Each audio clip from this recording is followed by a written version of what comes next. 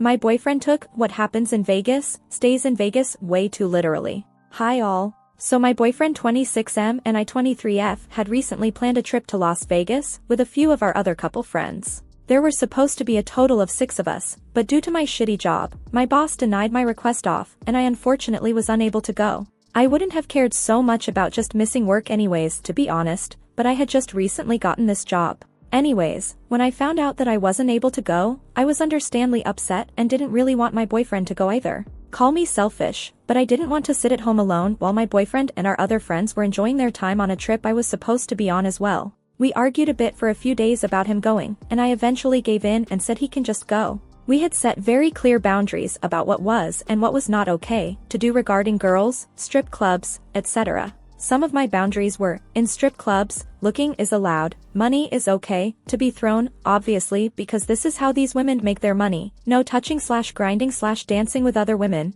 no talking to women in a flirting/suggestive way, no giving out your phone number to girls, and the obvious no kissing other people or having sex with them. There were some others that I don't think are that relevant to the story. He agreed to all these and we have a pretty good trust. Most of my anger was coming from that fact that I wasn't able to go and have fun with them. So, when they went on the trip I was just sad and feeling bad for myself the whole time, but called my boyfriend every day to see what they were doing that day and if they were having fun. I didn't suspect anything at all, our friends acted normal as did he. When he got back, one of our friends in our group, we'll call her Sarah, had pulled me aside to let me know that my boyfriend had in fact been grinding on women, taking them back to the Airbnb and doing God knows what with them. She said she had never heard anything that indicated they'd done something sexual, but I'm not stupid. And I think she was trying to make the situation seem less severe. Needless to say, I freaked out immediately and confronted my boyfriend, who adamantly denied everything as I had expected. I called the rest of our friend group behind his back to confirm, and every single one of them had said the same thing. Almost every night he would get pissed drunk and bring home a girl, sometimes 2, and bring them to his bedroom and shut the door. None of them admitted to hearing anything sexual either. Again, not sure if I believe them. I have no proof, but a gut feeling in my stomach tells me something further than just hanging out or cuddling happened. Regardless, I confronted my boyfriend, saying I was getting fed up with him lying to me. He kept denying until he eventually fessed up and admitted everything, but seemed genuinely confused as to why I was mad, stating that, what happens in Vegas stays in Vegas. I literally stood there with the most shocked face. I explained that we set these boundaries for a reason, and that saying is just a saying and should not be taken literally, especially if you're in a relationship.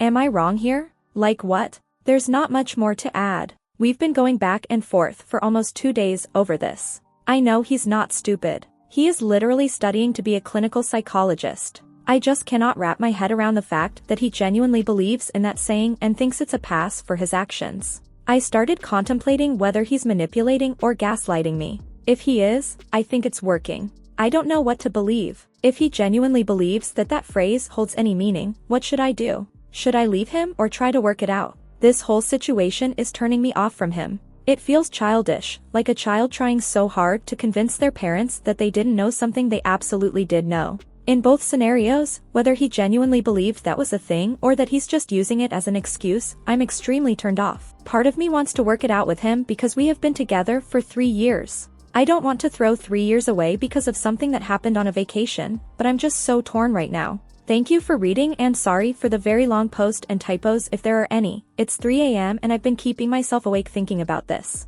Edit 1. Thank you all for the comments. I am genuinely taking all the advice and suggestions. I just woke him up to what he called an argument, but I called it, sick of his bullshit. It's over for us. We'll update as the process goes on. Thanks all again for all the supportive and helpful comments. Edit 2. I have not had sex with him or done anything remotely sexual with him since he got back, so I don't believe there is a risk for any STIs, but I will get tested just in case. Especially since I guess oral herpes are a possibility as well. I have kissed him. Edit 3. It's 1 p.m., and he left the house around 8:30 to 9 a.m. As soon as he left I locked the door. I was literally so happy I got an opportunity to get him out because I knew once he'd get back in, knowing I was gonna break up with him, he wouldn't let me leave or something worse. I started gathering his stuff. He has no key to the apartment since we share a set of keys, so I'm ready to hear him banging at the door later. To try to avoid this, I've left all his shit plus everything he bought outside the door of the main entrance. Our apartment buildings have an access code which we as tenants can request to change every 6 months.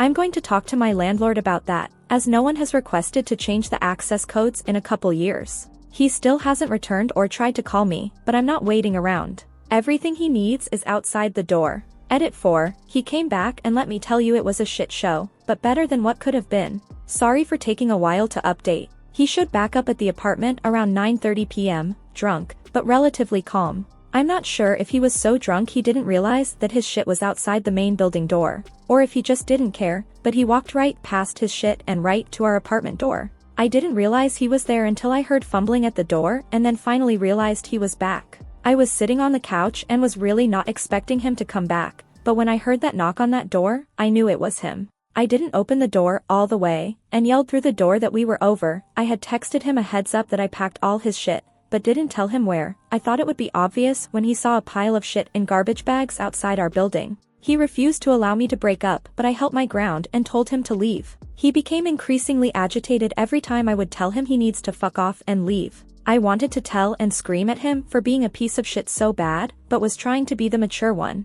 I thought ignoring him would bore him, but it didn't. After like 20 minutes of him hitting the door and screaming at it, one of my neighbors had texted me and asked me if she would like me to call the police. My neighbor and I are not very close, so she didn't know anything that was really going on, but definitely heard the thuds and the profanities he was screaming at him. I thanked her for her concern and told her I would give him another 10 minutes before I called the cops. I also gave him this warning and he just cussed me out and called me a wanker.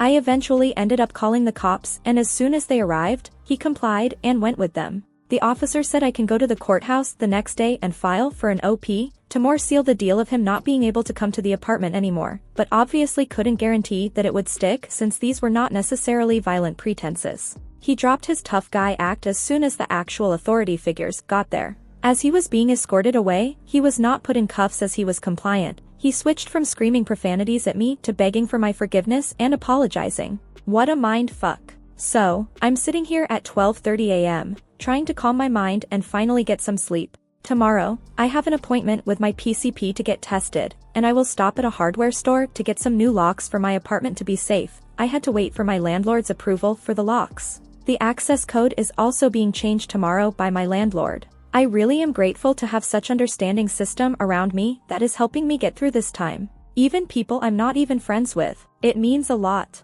Thanks again to all the comments under this post. I wasn't expecting it to get this much attention. Although some of you are assholes, the majority has respectfully given their input and I really appreciate and listen to every comment. Thanks all again for your love and support. The internet can be a great place sometimes.